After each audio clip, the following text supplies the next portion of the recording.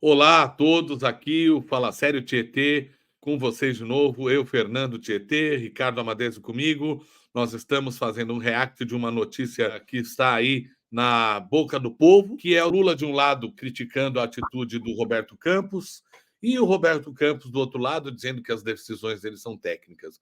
Mas olha que interessante.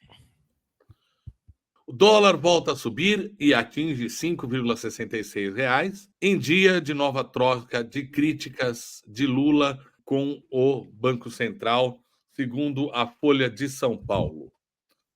Pois bem, meu amigo Ricardo, será que realmente é um plano do Roberto Campos Neto de boicotar o governo Lula, ou seja, criar uma situação para um golpe, ou apenas pavimentar o caminho para a volta do bolsonarismo em 2026? Cara, essa notícia ela é interessante por diversos aspectos, né? A primeira dela é claro, vai fazer uma confusão política danada. E vai ter muita gente viajando na maionese quando for tentar entender o que realmente está acontecendo. Porque qual é a vantagem de ter o real desvalorizado?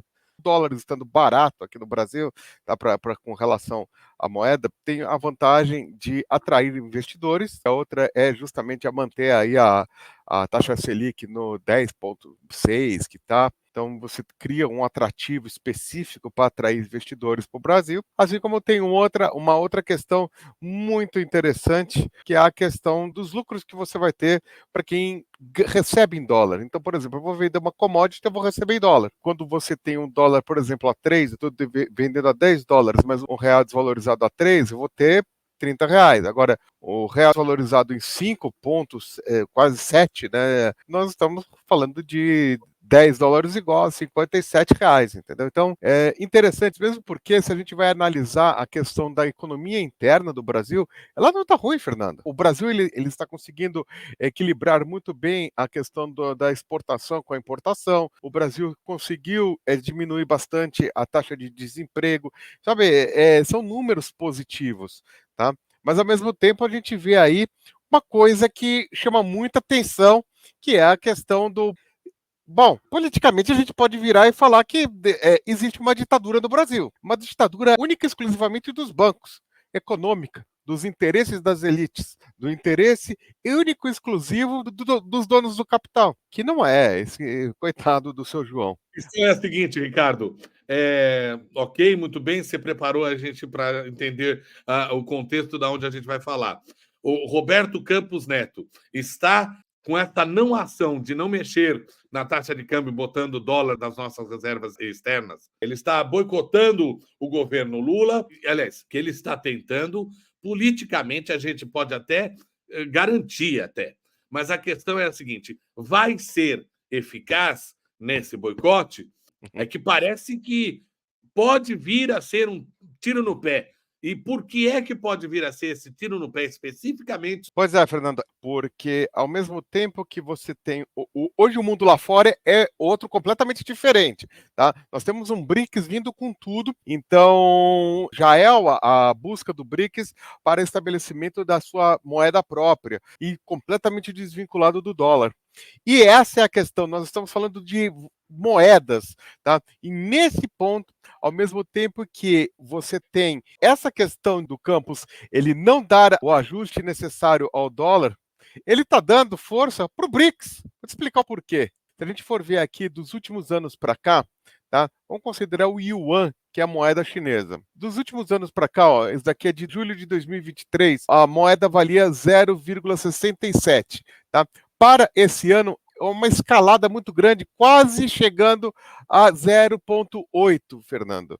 Ou seja, nós estamos chegando numa coisa interessante, que é um equilíbrio cambial entre o real e o renminbi, né, que é a moeda chinesa, e ao mesmo tempo o yuan, que é a moeda que eles negociam. Então, quando nós temos a desvalorização do real com relação ao dólar, e o dólar é uma moeda que está aí com dificuldades e vai ter problemas realmente daqui para frente, porque o mundo não tem volta e nós estamos indo para uma desdolarização.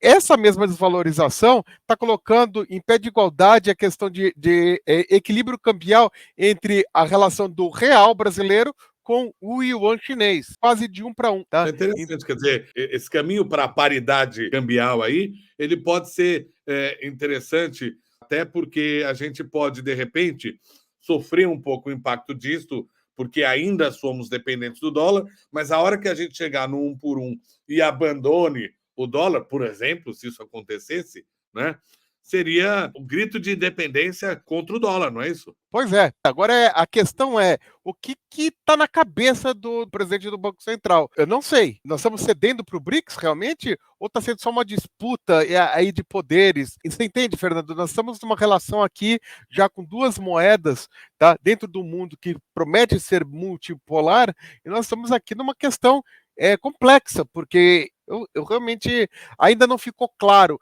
isso para mim, tecnicamente falando, tá?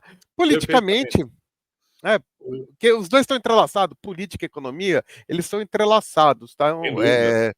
Tá? Agora, a questão é, hoje a gente tem um Banco Central que, queira ou não, ele está tomando uma postura, o governo está querendo tomar outra, então o que está acontecendo? É o Lula que está fazendo isso? É o Campos?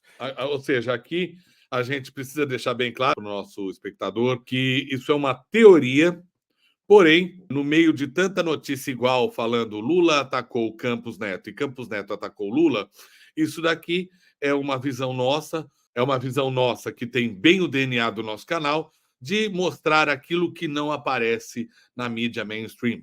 Portanto, pode ser uma medida que atrapalhe a economia enquanto somos muito dependentes do dólar, porém, se a gente chegar numa questão de paridade, pode ser que isso nos favoreça em relação à desdolarização, em relação à independência para o Brasil contra o dólar. Importante, Fernando, só para falar, é observar, tá? A gente tem que continuar observando, tá? Que isso daqui foi uma primeira impressão. É isso, gente. E você pode aqui, depois de se inscrever, curtir esse vídeo, depois de divulgar esse vídeo, mesmo que você não concorde, deixar aqui nos comentários a sua opinião e vamos debater esse assunto. Quem sabe ele vai virar uma live no futuro. Ricardo, muito obrigado. Até a próxima, gente. Até o próximo React.